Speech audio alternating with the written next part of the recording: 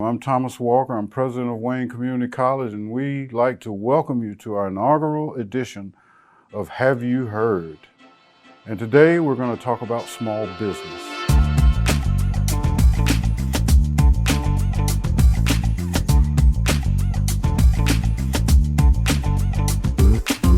Small business is the backbone of North Carolina's economy. And small business constitute those businesses, certainly in North Carolina, that have less than 100 employees. And in terms of Wayne County, we consider it the foundation of our economy, tied closely to agriculture. And right now, with what the county, the state, and the country is enduring in terms of the COVID pandemic and the shifting economy, it is more important than ever that we support these businesses. So in doing so, at Wayne Community College, we have a business and industry center that houses a small business center. And there are small business centers in every community college in the state of North Carolina. And we're fortunate to have one of the newest members of the herd join us, our new small business center director. Now, before you get to chat with her and learn more about what the Small Business Center does, let me tell you a little bit about her. Her name is Kimberly Gamlin.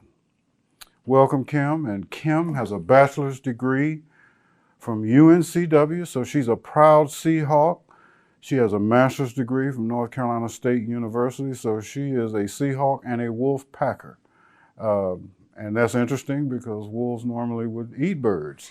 But in this instance, she's brought a great skill set to the college, comes to us, despite her youthful appearance, has a rich and robust experience working in this area.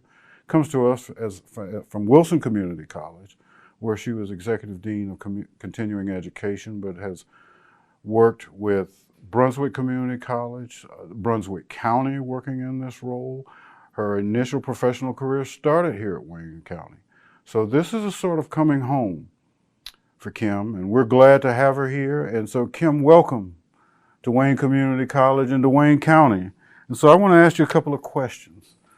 Tell us definitionally, what is small business and what does the Small Business Center do? Well, first of all, thank you, Dr. Walker. I'm glad to be part of the team, glad to be part of the team here, and glad to be back in the Small Business Center network. We're one of 58 centers, as you mentioned, and there's 60 directors across the state. I'm one of those 60. We provide free and confidential counseling to small businesses. This can be someone who's thinking of starting a small business or someone who's already in and operating a small business. We can sit down with them and look at their business plan, their financials, and give them just a general business health check. We also provide free seminars. Right now, we're offering those online as webinars. Due to the COVID situation, we're distance learning.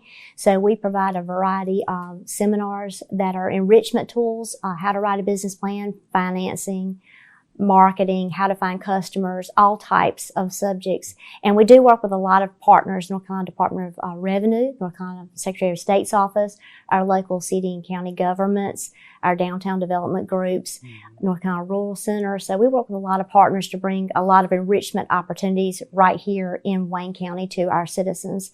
And all of this is free and confidential. Well, that is great stuff, Kim. As you know, Wayne County, as in many rural counties in North Carolina, has its own little pockets of success and interesting histories. And here in Wayne County, quite natural, everyone is aware of Goldsboro, but we also have Mount Olive and the town of Fremont, which also, Mount Olive itself has its own Chamber of Commerce. And one I wanted to touch on is that you do have to interact a lot with the Chamber, various economic development groups, and very often the political or civic employees involved with that in terms of county commissioners and those sorts of things. What sorts of things or challenges or opportunities would you see entrepreneurs, particularly new ones, having to deal with, and if they're thinking about small business?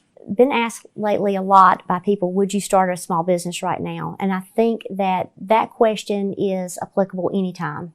You just got to do your homework, do your research, be willing to work hard, and be willing to possibly take a gamble. There's a lot more people come to the table to try to really make sure that we've still got a strong heartbeat for existing small businesses, and then entrepreneurs or small businesses wanting to start, they're wanting to support them as well. So we have the Launch Goldsboro group. We have a lot of opportunities to help get people kind of off the ground or make sure that they're going to be successful. Because unfortunately, not just in Wayne County or in this area, but applicable to the whole United States, a lot of small businesses just don't make it sometimes.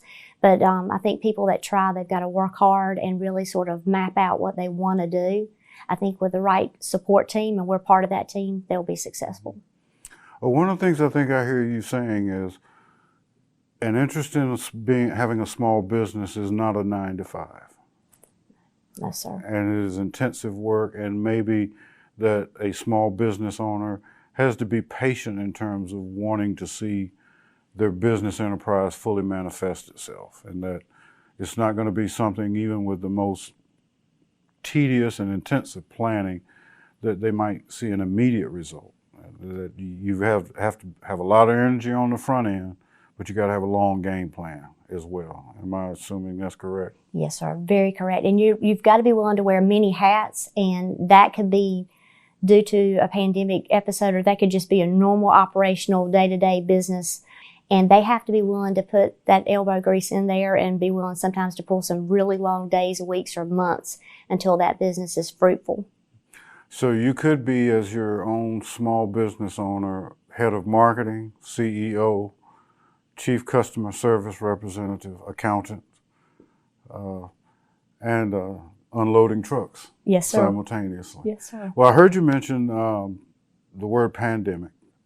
And would you be willing to share with us some of the consultative services for small businesses who've been impacted by what we're currently going through, the COVID-19 pandemic?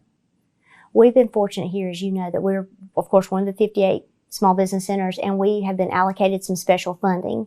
And this is an initiative called R3. It's a reboot, recover, and rebuild. And we've got funding through the end of December that we can provide some very specific one-on-one counseling to these business owners. We can bring in marketing, CPAs, business lawyers.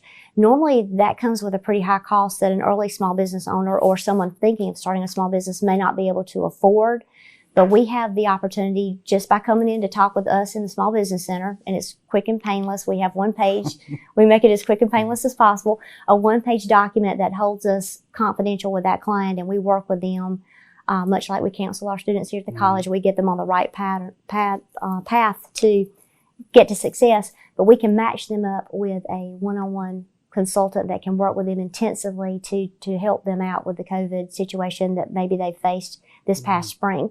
This can be impacted negatively or positively. If they need some assistance, we're here to try to help them get back up and get going and keep on running smoothly. Wow, that's a lot of resources Yes, that folks have at their fingertips. And I think this is helpful for both us here at the college, but for the community to understand what that role is. I think we do use the term small business fairly freely without thinking about what that actually means.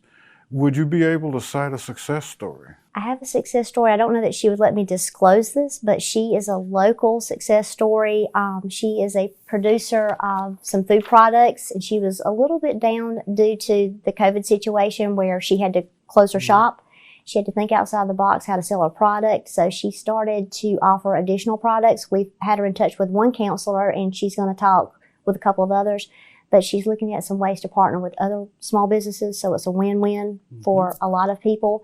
But she is doing well and getting back up and running again. And she's actually one of the ones who was in a different situation with a closed brick and mortar shop due to the situation. We're working with all of our groups trying to make sure that we get them back up and running and make sure that they're successful for our communities. That's wonderful, Ms. Gamlin. I heard you say the term brick and mortar, and it triggered something in my mind around how the impact of technology and how it's probably impacted small business. One of the things I'm most curious about is something that we're actually doing at this moment is doing our own blog. But there's a whole industry I've discovered out there that has monetized itself in this way around blogs and social media and technology. What impact have you seen that has had on small business, particularly around how they market themselves? It's been a big impact because we actually have some entrepreneurs looking at ways to deliver services again, without breaking confidentiality, online. Mm-hmm. And they're looking at how they can support the way that we're doing things a little bit different now. They're getting more acclimated to using smartphones and then using Facebook to maybe advertise some of their products, or maybe going more web-based, beefing up websites, making it where you can virtually shop online. And then you've got the support services, like I mentioned earlier, where how do we go about delivering what we need to do? Is it all, a lot of participation with our seminars now online. We're getting people from different areas, or people here that maybe wouldn't come to the college, but they're watching us online, and that's here in Wayne County. So it's making people look at how they do business in a totally different way and how they can adapt to changes pretty quickly and still survive. Wow, impressive.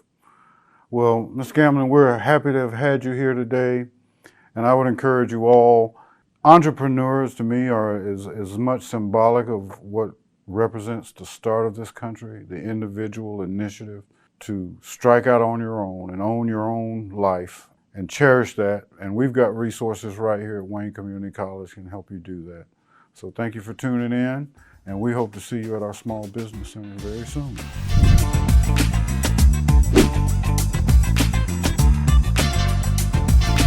I'd like to share with you what I'm reading. And this week I've just completed Viktor Frankl's Man's Search for Meaning. You might find this an old book, but I think it is, in my opinion, one of the 100 greatest books ever written. Viktor Frankl survived Auschwitz and the Nazi concentration camps, lost most, if not all, of his family in that horrific event, and then wrote this incredible book. He went on to become one of the world's great psychiatrists and developed a concept called logotherapy. But the emphasis in the book was on man's search for meaning, and how throughout and during the concentration camps and the horrors that those people endured, that they found meaning in their suffering, and that they were not going to let that dissipate their fervor to stay alive and the belief in their faith. And I think it is greatly concurrent to what we're doing and enduring today in today's society, is that having a purpose gives you a meaning in life. It's a very short read, but pretty intense. I recommend you all take a look at it. It was published in 1946, so you might consider it dated, but the concepts and the meaning are timeless. So I encourage you to read Viktor Frankl's Man's Search for Meaning.